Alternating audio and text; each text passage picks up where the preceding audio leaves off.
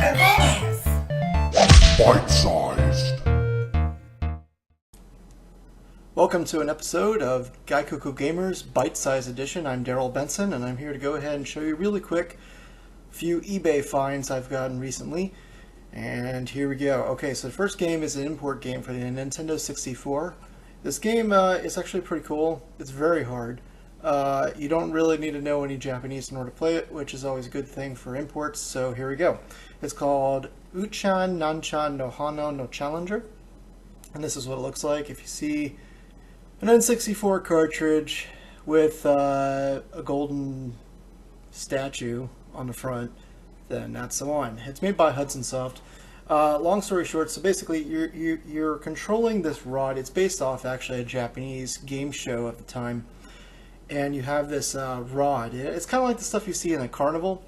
And so basically you have to keep the rod between the rails, and if it touches the rails then you lose. And you have to go through this huge entire maze essentially without hitting the rails. And as you can see here, you have the rails depicted on the cartridge, and you gotta just kind of guide it through. It sounds simple, it sounds easy, but it's not.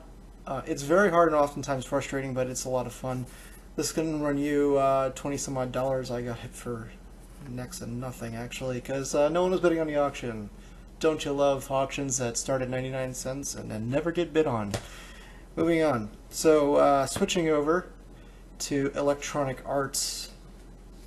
No, not Modern Electronic Arts. Modern Electronic Arts produces things like NHL 2015, which doesn't have half the playable modes as 2015 on the 360 or PS3. Don't even get me started. Anyway, way back in 1994, there was a 3DO, and the 3DO produced this great game. It was also on PC. It's called Creature Shock. Name might sound a little familiar. There was another game that came out about the same time, had Shock in the title. If you know what it is, put it in a comment. We'll see if you win. Nothing. Anyway, so the game is all pre-rendered, but before you go ahead and start criticizing it off the bat because FMV games suck, blah blah blah blah blah, first off, it does look really good. The creature designs themselves are fantastic. You play as this guy here, or this guy here. I need to learn which side is which on this webcam. And you fight these monsters through space stations and all sorts of stuff. You're kind of like an astronaut. And it's a pretty short game. It's rather hard because there's one downfall in this game, and that is the controls. The controls aren't necessarily what I would call perfect. Long story short, this would have been a great light gun game. And before you criticize, there was a light gun for the 3DO. It would have been more than perfect for them to go ahead and create a game that used a light gun that would have played exactly the same, but they didn't. I don't know why. Be that as it may, well, it does kind of suck that you have to aim with the D-pad, and it does kind of suck that the creatures sometimes move a little too fast for your slow aiming reticle, which is not adjustable.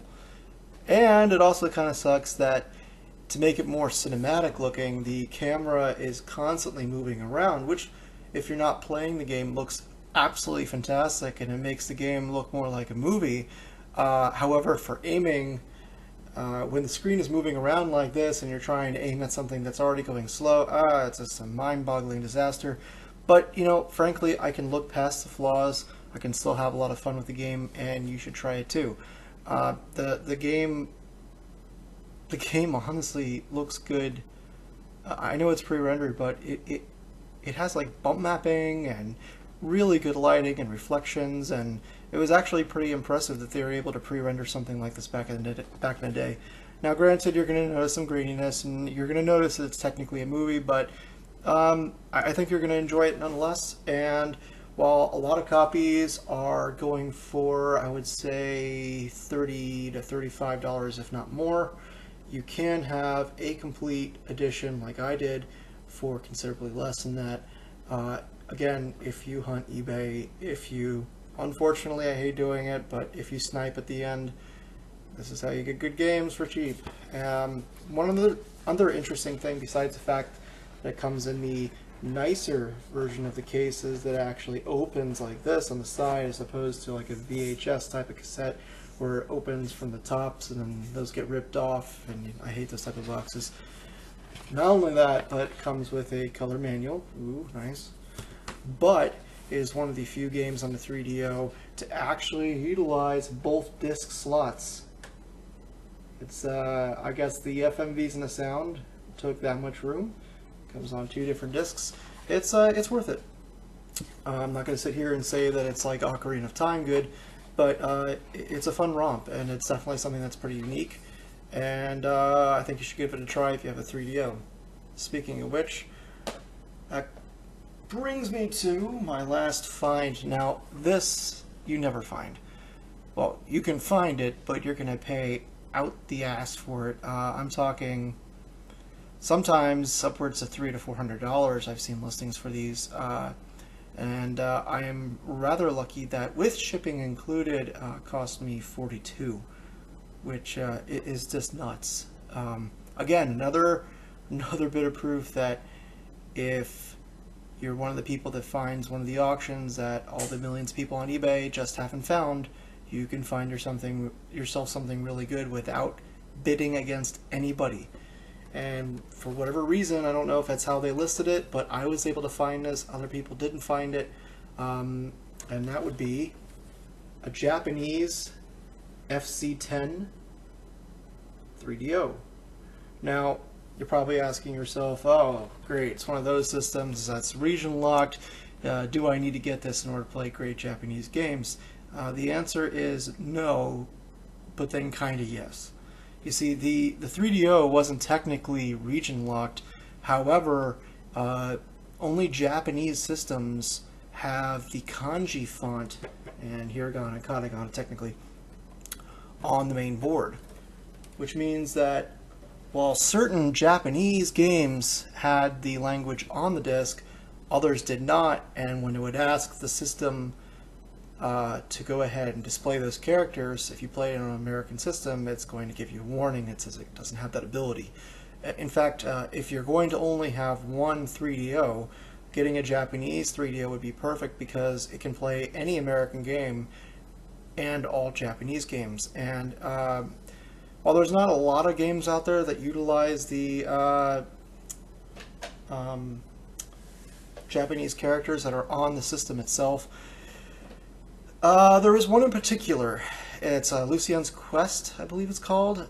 In Japan it's called like Sword and Sorcery, I believe. And this game, the Japanese version, it's an RPG. It looks very much like a Sega Saturn type of RPG. It kind of looks like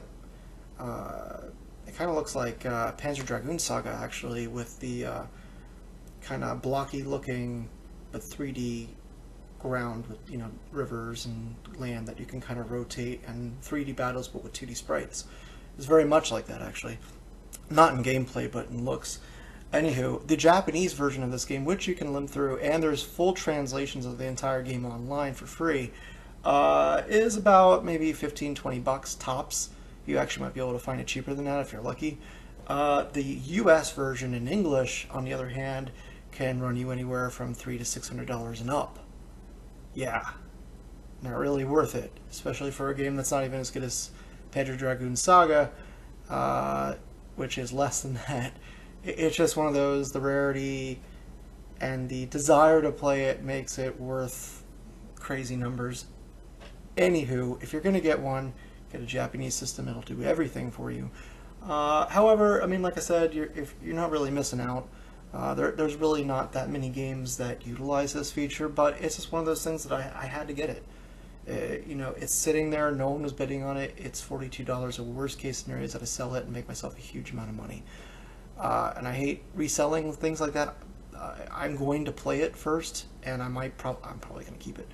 But just to try those Japanese games. But, you know, I'm not going to let that type of a deal go to waste. Anyway, that about wraps up this edition of Bytesized for Gaikoku Gamers. Check us out. We're going to have videos daily, because that's how much we love you. And there's going to be everything from, you know, little finds like this on Craigslist and eBay to popular topics and gaming news, and down to product reviews and game reviews. So keep it here, rate, comment, and subscribe, and we'll see you next time.